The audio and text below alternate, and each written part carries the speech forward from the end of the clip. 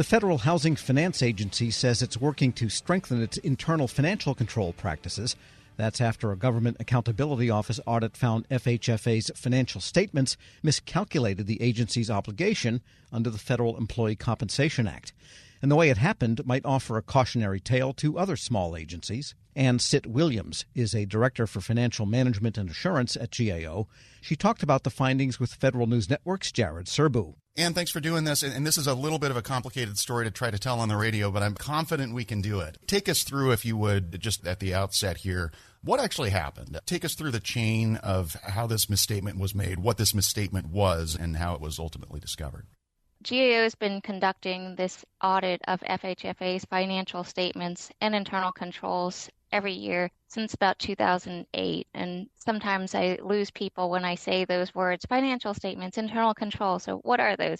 Ultimately, financial statements are reports that show how much money is coming into the agency and how that money is being spent. And the internal controls are really the processes that make sure that the information in those financial statements are authorized and properly recorded. So in this scenario with FHFA, it is a little complicated because there are several players involved. One being FHFA, they have consolidated financial statements that include their IG.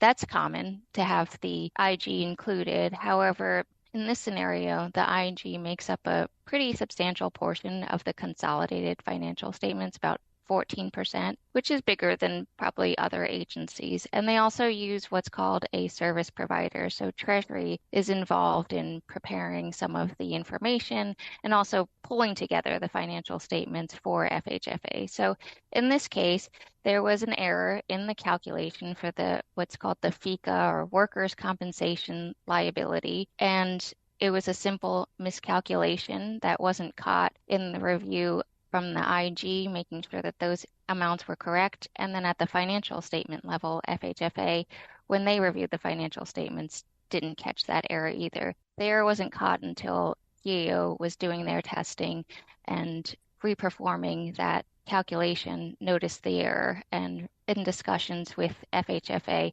did determine that it was a calculation error. And so this amounted to a $1.3 million misstatement that you ultimately characterized as a significant deficiency in auditor terms. First of all, you want to just take us through what are the elements of a significant deficiency? What does that mean to a layperson? And sort of an unfair two-part question. First, define significant deficiency, and then tell us, what is the deficiency? Is it this $1.3 million in and of itself, or is it more that, this is a red flag that there may not be controls in place to prevent this kind of thing? That is a good question because a lot of people do get caught up in, what is the control deficiency? And there are different levels of control deficiency. When we're testing internal controls, it could be the first level is a control deficiency. The second level is a significant deficiency, meaning that it's something that we want to alert management to. It is a bigger deal than obviously a control deficiency, but not to the level of what we would say is a material weakness, which means that it's pretty reasonable. If it was a material weakness, that means it's reasonable that there's a material misstatement in the financials. We weren't at that level yet. We were in this middle bucket, meaning, hey, management, you need to pay attention to this and take it seriously. And they really have.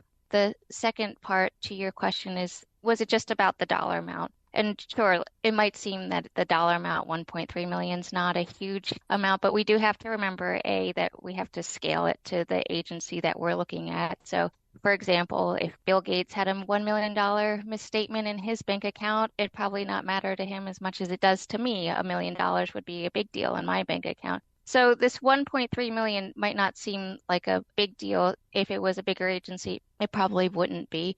But FHFA is a smaller agency. They are the agency that oversees the regulators for the home loan banks and Freddie and Fannie. So they need to make sure that their records and controls are functioning properly as well. And as part of the same audit, you also identified some IT access control issues that you kind of characterized separately apart from the significant deficiency that we were just talking about. One, why did you bin those separately, I think is an important question, and then kind of describe the issues that you found on the IT front. Sure, those IT access issues, we always think about what line items do those impact. And when we're doing the audit and try and group these together, and these were the lower level that I was talking about, control deficiencies. And one was related to their payroll system, and the other one was related to just taking away access once people were separated from the agency. So obviously, payroll system, we're very conscientious of that and just making sure that because payroll is FHFA's big expense, we always pay particular attention to those. In this scenario, there was missing documentation to really make sure that were these people authorized to have access to the system, and we weren't able to get documentation for that. Ultimately, we were able to have discussions with the agency and make sure that the people had appropriate access.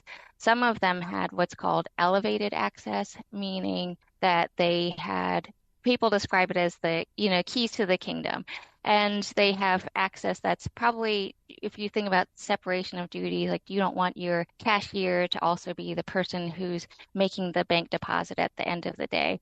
So in this case, these people had elevated access, and they rightfully did because they were supposed to be monitoring some of the operations that were happening. But we just need to make sure that FHFA has a process to make sure that the people who have elevated access are also being monitored. And with the other one was also kind of that lower level control deficiency is for separated employees when they leave, just making sure they take access away for all of the systems that they had access to when they were employed, which in the old days, making sure keys and badges were taken away was easier because that was a physical thing. But now in the remote environment, making sure that that access is taken away is important.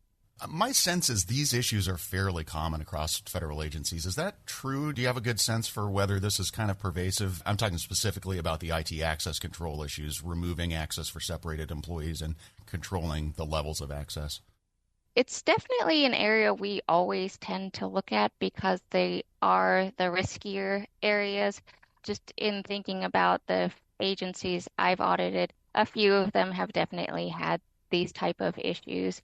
I think a lot of people do have employees separating, and they also grant elevated access and access without the appropriate documentation. So I would agree that it's not uncommon to see this. And the last thing I wanted to ask you, I think, Ann, is are there any cautionary tales for other agencies who might have similar setups with shared services providers that handle their financial statements? I mean, this is a little bit of an unusual situation in that you have this chain of the OIG to the main agency to a shared service provider. Any takeaways for other agencies that might use a similar setup? Yeah, I think that in several cases there are agencies that use contractors or shared services, and they think that, well, because we've hired them, they have good internal control, so we can rely on that. And you can to an extent, but ultimately, at the end of the day, the agency is the one who's responsible for all of this. They're the ones who are signing the representation letters at the end of the day saying that the internal controls and financial statements are fairly presented and we're operating. So they can't fall asleep at the wheel and just rely on those external parties. And the same thing with even just thinking about what is the point of the review, not just signing a piece of paper at the end of the day. It's really digging in and seeing, did what was supposed to happen? And I think that's where we have a lot of errors and control deficiencies when we identify them. And you mentioned this briefly, but I just want to make sure we hit it. It sounds like FHFA has really taken everything that you've given them on board, and they're working to address everything that you recommended. Yes, the director of FHFA and the inspector general have taken these recommendations that we've made very seriously.